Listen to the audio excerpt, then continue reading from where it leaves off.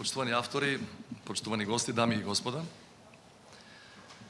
представува особена чест што по само 6 месеци по поставката во Венеција, во рамките на 18-тата меѓународна изложба на архитектура, изложбата Лабораторија од минатото за иднината, приказни за летната школа за архитектура во манастирот Свети Јоаким Осоговски, 92-2017, во нашите простории ја представуваме и на македонската јавност.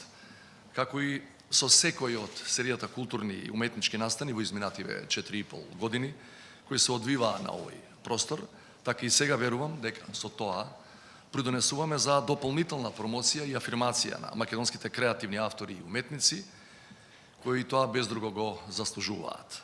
Со представувањето на годинешниот македонски национален представник на 18-тата интернационална изложба на архитектурата во Венеција, верувам дека на најсоодветен начин ја испраќаме оваа година, гледајќи со поголем оптимизам и верба за новата, следната 2024.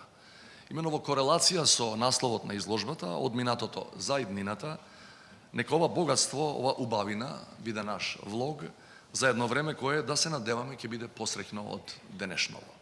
Токму архитектурата поседува содржина и тежина и значење што трае низ вековите.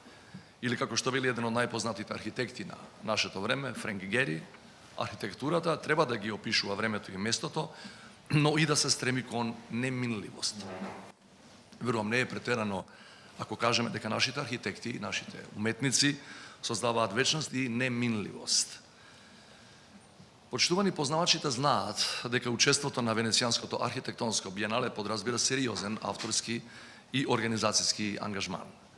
Годинава дефинитивно бевме соодветно представени, затоа би сакал да се заблагодарам на авторите, на Министерството за култура, на комесарот на изложбата, на кураторите и на сите кои на било каков начин беа инволвирани во креирањето и поставувањето на изложбата. Ние не сме голема, богата и моќна земја, но без било каква дилема имаме традиција, култура, уметност и архитектура, се разбира, на највисоко ниво.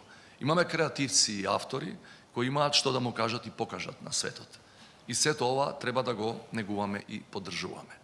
Морална обврска на секој од нас е во рамките на нашите можности, а на секоја институција законска обврска е согласно надлежностите, да работиме на афирмација на македонската архитектура и на македонските автори.